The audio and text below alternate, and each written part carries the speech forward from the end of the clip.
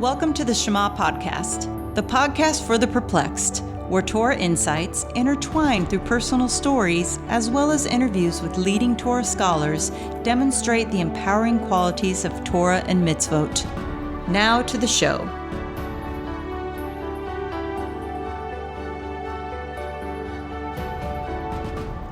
Welcome back, my friends, to another episode of the Shema Podcast. You know, I was not planning on doing an episode today. However, I discovered something that I was doing wrong. And once I got clarity on this matter and knowing the timeliness of it, I wanted to share it with all of you just in case this was not on the forefront of your mind. You know, there was a little bit of a conversation in the Shema podcast for the perplexed WhatsApp community, which I encourage all of you to join by looking in the show notes and clicking the link.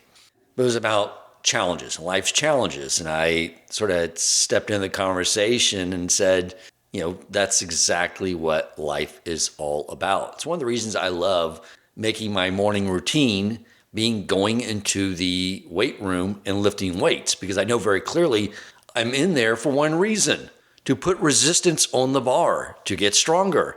If I'm not in there to put resistance on the bar and strain under some weight, then I'm absolutely wasting my time. Go do something else.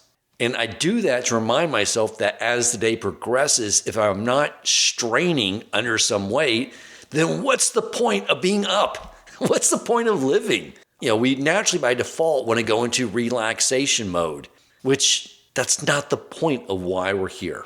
But there were several things that I was improving on and I wanted to get better. I was feeling confident about myself and I wanted to improve these things. So one of them was concentration during davening. I wanted to improve it. You know, I know that if you want to be successful in business, what's the most important part of it? Contemplation during prayer. And as important during Birkos HaMazon. Because if you read that bracha, that is what brings in more physical, material sustenance by contemplating that prayer. So it's something I wanted to work on, something I was davening for. And then, of course, perfectly aligned with this request is Rabbi Cohen comes in town from Israel to stay with me. And as I've said many times, the best way to learn is to be around people on a much higher level and sit back and observe. Because I'll tell you, Rabbi Cohen, when he davens, he is in a different place. You know, even when he was here over this last Shabbos, when we were saying Birkos HaMazon, he is sitting there, but he is so absorbed in the prayer. It's like Elvis has left the building. I mean, the guy is totally absorbed in these prayers. Consciously, he is somewhere else. And I observed him in shul, like during Shmo Esrei. I'm pretty slow myself. I spend some time with my own personal inserts, and I go a little slower than most, but when I'm done, he is still going.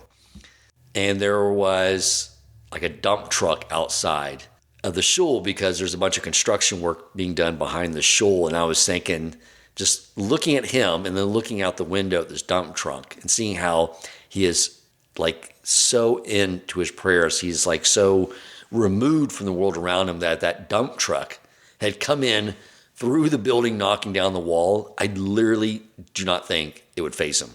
Like, I don't think he would notice.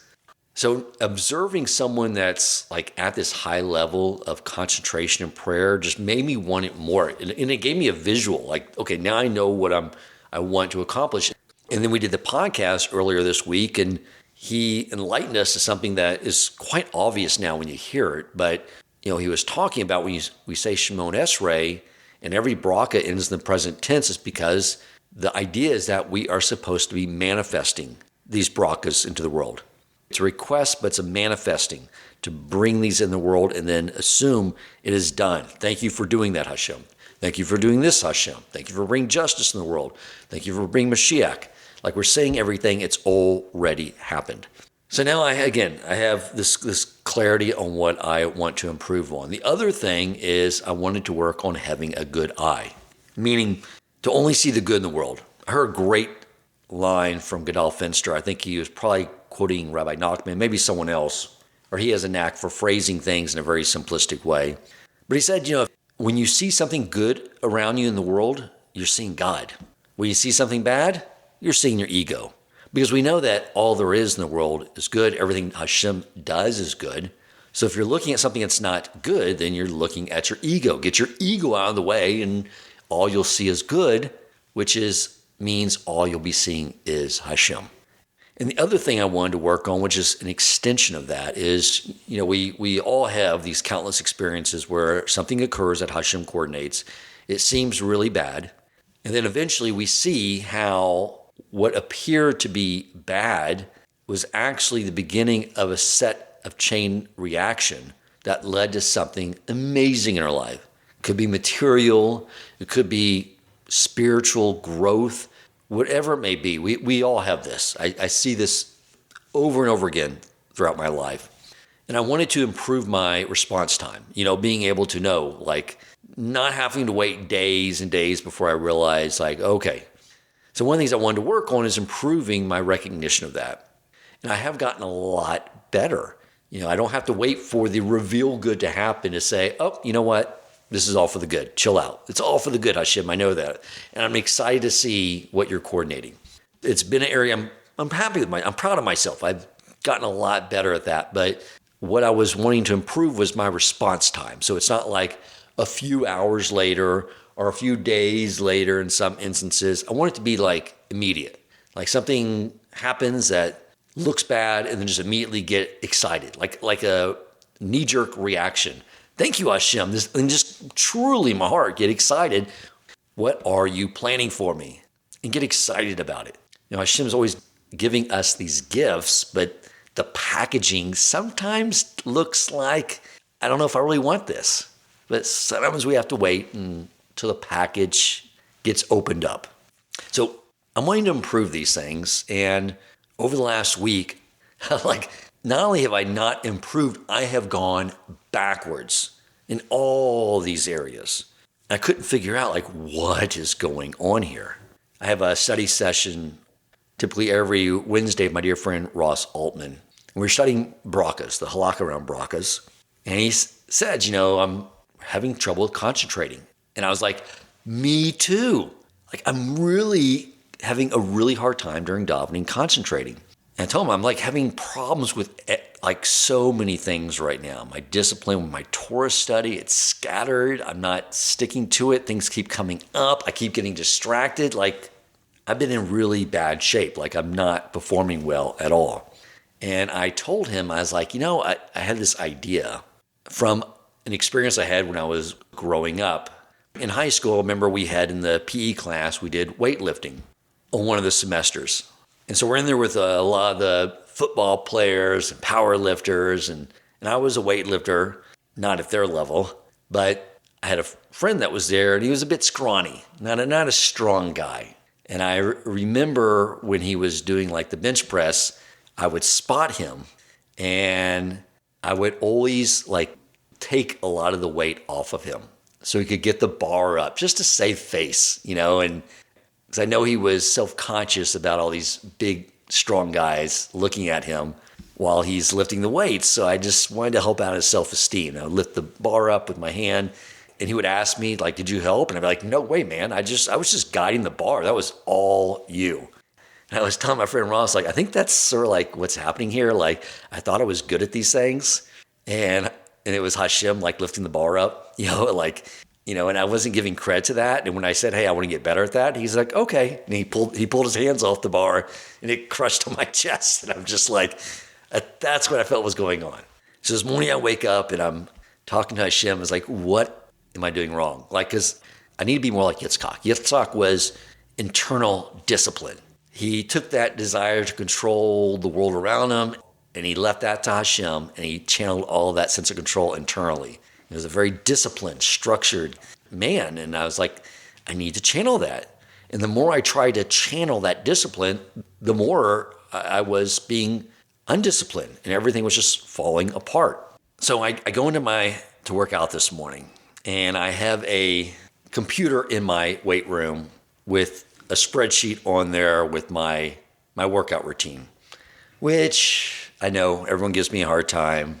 Dan has a spreadsheet for everything. I do. Forgive me. I've been made fun of that all growing up.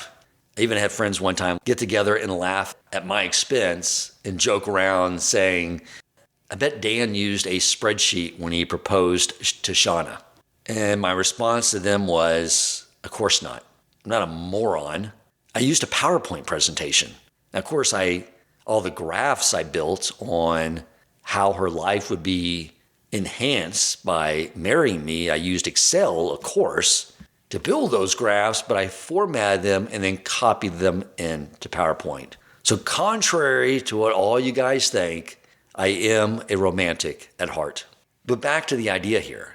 I'm looking at this spreadsheet, and I have, for the 6 workouts I do during those 6 days of the week, Sunday is leg day, Tuesday is push day, Wednesday is pull day, and then I do legs, push, pull again. But within each of those workouts where I double up, I'm doing different exercises to work different minor muscle group. Even though I'm working the same major muscle group twice in a week, I'm working different minor muscle groups. And that's when it occurred to me that during each time of the year, there are spiritual muscles Hashem is wanting us to develop. This is the month of Adar. Hashem conceals himself. Like in the Megillah, there's no mention of Hashem's name. He hides himself. He pulls back. And what are we supposed to be working on? Simcha, joy. I was trying to white knuckle things. And that's not the spiritual muscle Hashem wants us to work on. He wants us to focus on being joyful, and that will naturally lead to the learning and the davening and the mitzvos observance. But it'll be filled with joy, and that's the idea. It's like what Rabbi Pill was talking about. We lose sight of the fact of fulfilling all these actions with a sense of joy and connection.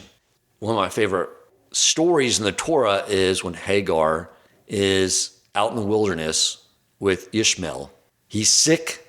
They need water. Hagar prays. An angel comes and says, Hashem heard your prayer and that you need water, so drink from the well. And she's like, what well? It's like, the well that's been behind you the entire time. This is how Hashem orchestrates the world. He creates the illusion of a problem. He limits our das, our spiritual peripheral vision. So we'll pray to him, and then he'll say, the solution's right there. I had the solution there for you the entire time. It's always right there. I just wanted to sort of hide your vision from it so you'd reach out to me. And so when I think about the fact that Rabbi Cohen was here, we talked about his book, I got to be around him, then Rabbi Pill comes in, and we had a great conversation that all led to this whole idea that collectively provided me the answer I was looking for. I just forgot. I forgot what this month is all about. And that's why I wanted just to hop on in case anyone is forgetting this and share this, bring this to your attention. This is an area of study I really want to go through each month in the spiritual muscle group that we're supposed to be focusing on, and lay it out in a spreadsheet. Yes, I said that. Yeah, it should be a spreadsheet. And I could share it with you guys if you're interested. But a spreadsheet that showed each month and what the spiritual muscle group is that we're working so we can prepare for it in advance. We sort of know this is what's happening. This is what's going to occur. I know exactly how to focus on strengthening this muscle, this spiritual muscle. And quite frankly, is being joyful that hard when you just stop and recognize that your Creator loves you so much? Contemplate this. He loves you so much. He said, for the month of Adar, would you just focus on being joyful? Because that brings me so much pleasure when you're joyful. And I want you to train yourself on that so the whole year you'll be joyful because that gives me so much pleasure. Just that idea alone fills your heart with joy. So my friends, I just wanted to hop on a little impromptu, share that with you, and may we all have success at strengthening our spiritual muscle of joy, of Simcha, and fill all our mitzvos and all our Torah learning with tremendous joy. Create those vessels with actions, but fill it all with joy. Thank you so much for listening.